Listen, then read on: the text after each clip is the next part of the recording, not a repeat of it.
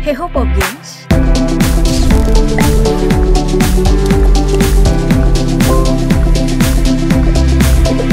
Pada 28 Oktober 2021 kemarin, secara resmi perusahaan milik Mark Zuckerberg, yaitu Facebook Incorporated, berganti menjadi Meta Platform Incorporated.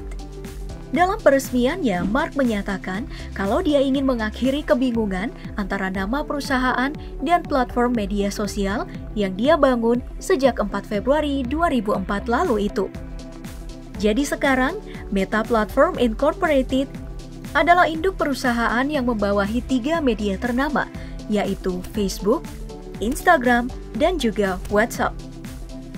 Selain mengakhiri kebingungan tersebut, Mark juga menyatakan tentang ambisi besarnya untuk nama tersebut.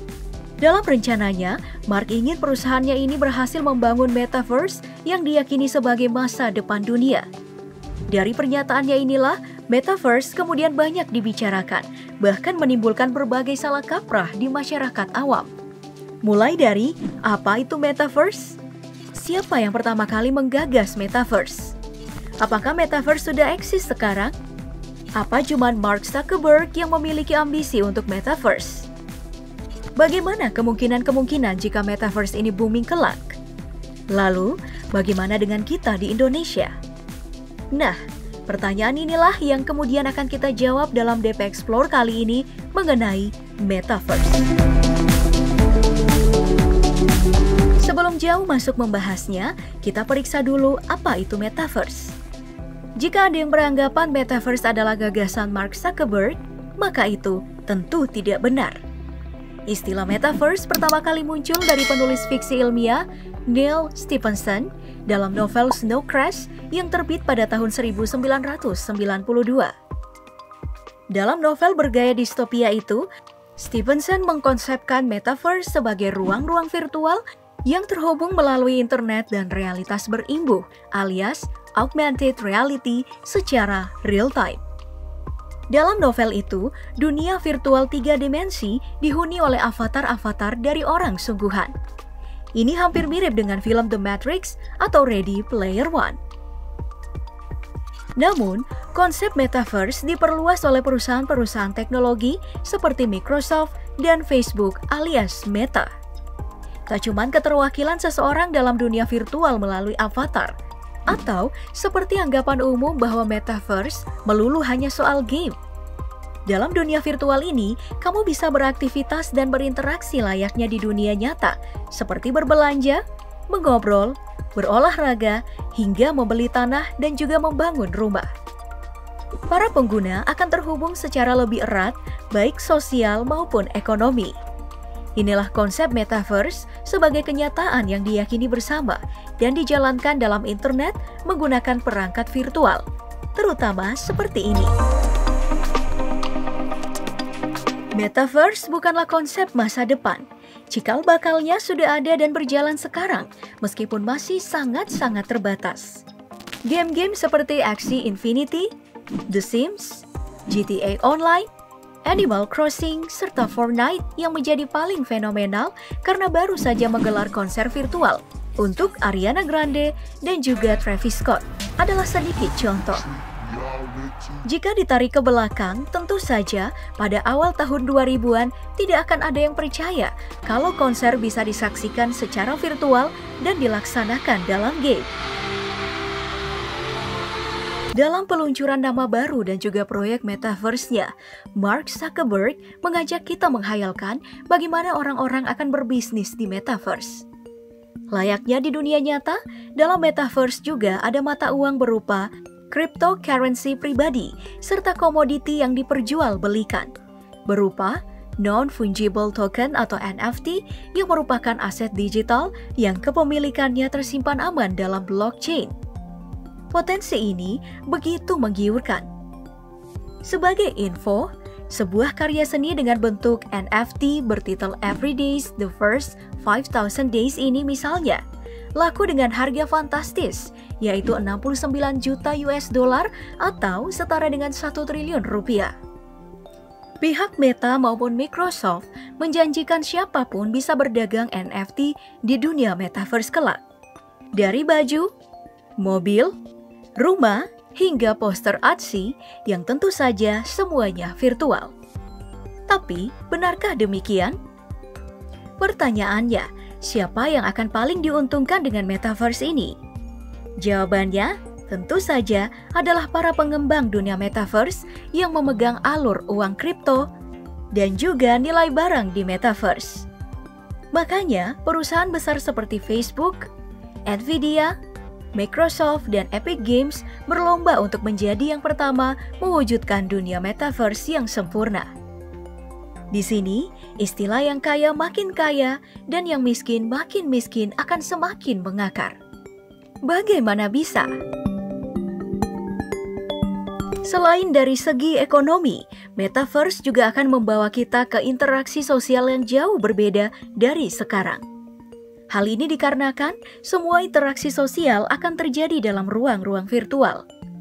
Perlu kita tahu kalau di metaverse nantinya orang bisa membeli lahan virtual mirip dengan beli tanah di dunia asli. Nantinya, lahan virtual ini akan dijadikan berbagai bangunan sesuai dengan si pemilik lahan. Mulai dari kantor, kafe, diskotik, hingga museum bisa dibuat di metaverse.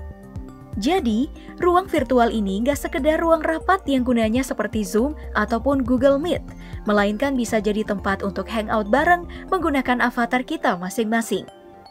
Mungkin juga ada tempat ngedate bagi yang jomblo di dunia nyata.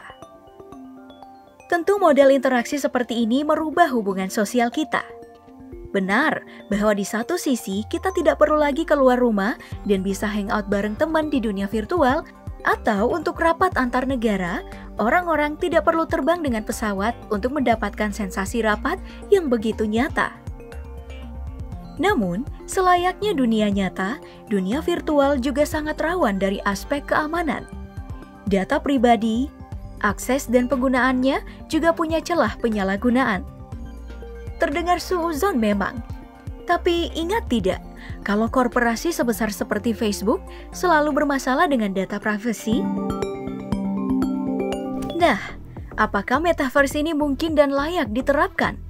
Kita bisa mengujinya dengan 2 poin, kebutuhan masyarakat dan ketersediaan perangkat lunak maupun keras. Kebutuhan untuk masuk dan terlibat dalam metaverse bergantung di mana kamu tinggal dan apa yang kamu kerjakan.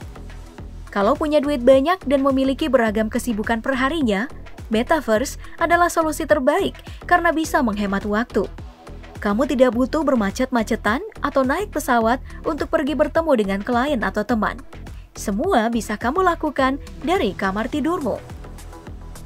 Tapi, bila keseharian kamu berdagang di pasar tradisional, bertani di sawah sendiri, atau nelayan kecil di pulau terpencil, buat apa dunia virtual itu? Bukankah dunia nyata orang-orang seperti itu sudah jauh lebih indah dan tidak perlu pelarian lagi ke simulasi dan realitas buatan? Ini juga berhubungan dengan hal kedua, yakni ketersediaan perangkat, baik lunak maupun keras. Untuk software, sebenarnya sudah cukup memadai di zaman sekarang. Keberadaan metaverse yang serba 3D bisa ditunjang dengan software mutakhir seperti Unity dan juga Unreal Engine. Kedua software ini yang bertanggung jawab dalam memberikan kesan nyata pada video game zaman sekarang, seperti Forza Horizon 5, Black Myth Wukong, dan berbagai game lainnya. Tetapi untuk hardware, sedikit berbeda. Metaverse ditopang oleh teknologi komunikasi dan juga perangkat virtual reality. Perangkat VR ini digunakan untuk membuat pengalaman metaverse menjadi lebih nyata. Sudah banyak perusahaan yang mengembangkan teknologi baru yang tidak hanya realistik secara visual, tapi juga realistik saat diraba, seperti sarung tangan VR ini. Namun, untuk soal koneksi dan jaringan, metaverse akan bergantung minimal pada teknologi 5G. Dari spekulasi yang dirilis perusahaan teknologi Qualcomm, metaverse baru bisa lancar digunakan dengan kecepatan 200 Mbps. Alias dalam teknologi 5G yang batas kecepatannya hingga 20 Gbps. Jadi, bagi kamu yang tinggal di wilayah yang jaringan 4G-nya aja susah masuk, metaverse ini cuman mimpi belaka. Jika mengacu pada kebutuhan masyarakat, sepertinya Indonesia masih jauh dari metaverse. Hal ini bisa dibuktikan dengan data tingkat jumlah pekerja informal yang mencapai 78,14 juta orang dan jumlah pengangguran hingga 9,1 juta orang. Jadi, alih-alih berpikir tentang metaverse, Indonesia masih harus berpikir tentang lapangan kerja di sektor real. Boro-boro buka lapak di metaverse, buat token listrik dan beli paket data saja kita ngos-ngosan. Sepertinya ini mengkonfirmasi ungkapan yang kaya makin kaya, miskin makin miskin. Belum lagi masalah internet yang tidak merata di Indonesia. Ada tempat yang sudah ada 5G, tapi ada juga tempat yang sama sekali belum ada sinyalnya. Lebih parahnya, ada yang belum bisa menikmati listrik sama sekali. Jadi wajar saja kalau banyak warga Indonesia skeptis dengan urgensi dan kebutuhan akan metaverse saat konsep dan wacana ini sedang booming. Ya, meskipun begitu, ternyata ada juga perusahaan teknologi asal Indonesia, yaitu WIR, yang ikut mengumumkan diri sebagai perusahaan yang akan ikut bersaing dalam proyek metaverse. Sebelum menutup video tentang metaverse ini, ada pesan dari Mimin. Meskipun Indonesia bisa saja ketinggalan di metaverse, kita-kita ini harus tetap update dong. Ya, karena suka atau enggak, hal ini cepat atau lambat akan menghampiri kita semua. Segitu dulu video DP Explore kali ini. Jangan lupa berikan komentar kamu tentang metaverse. Dan mari kita diskusikan di kolom komentar.